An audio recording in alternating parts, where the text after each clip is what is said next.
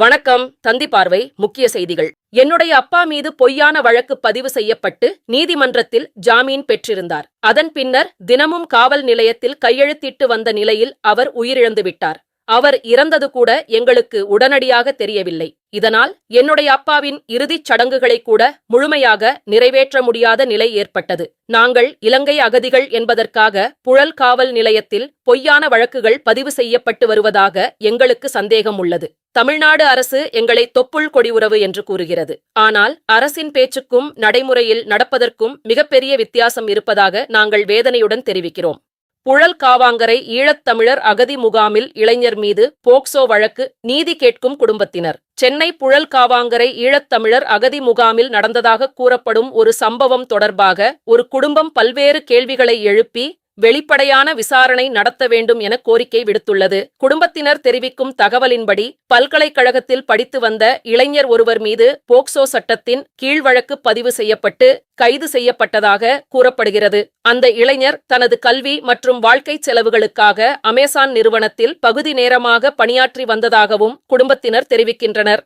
இந்த நிலையில் அவர் கைது செய்யப்பட்டிருந்த காலகட்டத்திலேயே அவரது தந்தை உயிரிழந்ததாகவும் சுமார் 6 நாட்களுக்குப் பிறகு பரோல் மூலம் வெளியே வந்து தந்தையின் இறுதிச் சடங்கில் கலந்து கொண்டதாகவும் குடும்பத்தினர் கூறுகின்றனர். இந்த விவகாரம் தொடர்பாக குடும்பத்தினர் பல்வேறு கேள்விகளை முன்வைத்துள்ளனர்.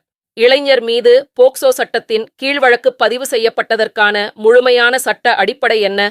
கைது மற்றும் விசாரணை நடவடிக்கைகள் சட்டப்படி நடைபெற்றதா?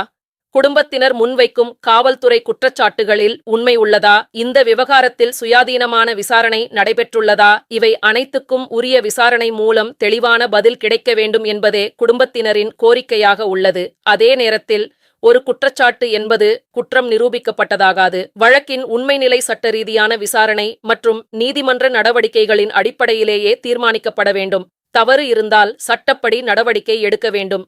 அதே நேரத்தில் குற்றச்சாட்டு நிரூபிக்கப்படாத நிலையில் அந்த இளைஞரின் கல்வி மற்றும் எதிர்காலம் பாதிக்கப்படாத வகையில் உரிய சட்ட பாதுகாப்பு கிடைக்க வேண்டும் என குடும்பத்தினர் வலியுறுத்துகின்றனர். இந்த விவகாரத்தில் தமிழ்நாடு அரசு வெளிப்படையான விசாரணை நடத்தி உண்மை நிலையை வெளிக்கொண்டு வர வேண்டும் என்பதே குடும்பத்தினரின் முக்கிய கோரிக்கையாக உள்ளது. உண்மை வெளிவரட்டும், நீதி நிலைநாட்டப்படட்டும். காலையில சொன்னேன், எந்த நேரம் உங்களை பிள்ளைய பிடிப்பாங்கன்னு சொன்னதால போனா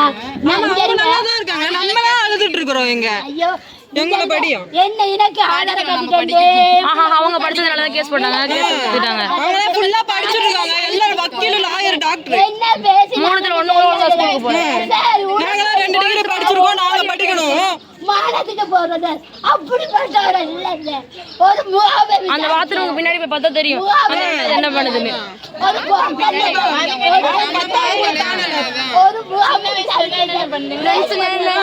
போன போட்டுட்டு எடுத்து பேசிட்டு உங்களுக்கு மேல போகுது. அவருக்கு எவ்வளவு மன அலட்சியம் வரக்கூட 2 பேர் சைன் இந்த லைன் மட்டும் தான் போட்டாங்க. 7 லட்சம் எடுத்துட்டு போட்ல ஓடிட்டா. அவளுக்கு ஜிஎஸ்டி காப்பி ஃபைல் பண்ணினாங்க. அவளுதான் சைன் முதல் வச்சிருக்கா.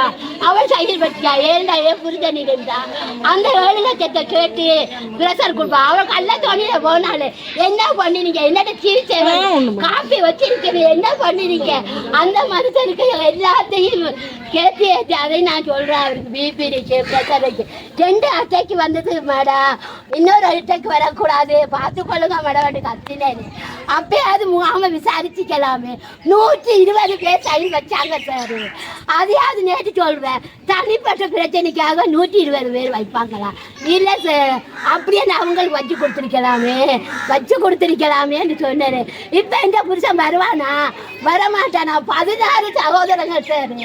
நாங்க கள்ளத்தோடையில வரல சார், பாஸ்போர்ட்டில வரல சார். சட்ட கவர்மெண்ட் தான் சார் அவங்க பதில் சொல்லணும் சார். பூட்டி வந்தவனுக்கு அவர் என்னத்துல இருந்தாரு, என்னத்துல கஷ்டப்பட்டாரு, எதுக்கு? இதுபோன்ற முக்கிய செய்திகளை தெரிந்து கொள்ள உங்களது தந்தி பார்வையை சப்ஸ்கிரைப் பண்ணுங்க. விளம்பர தொடர்புக்கு 8122292298 4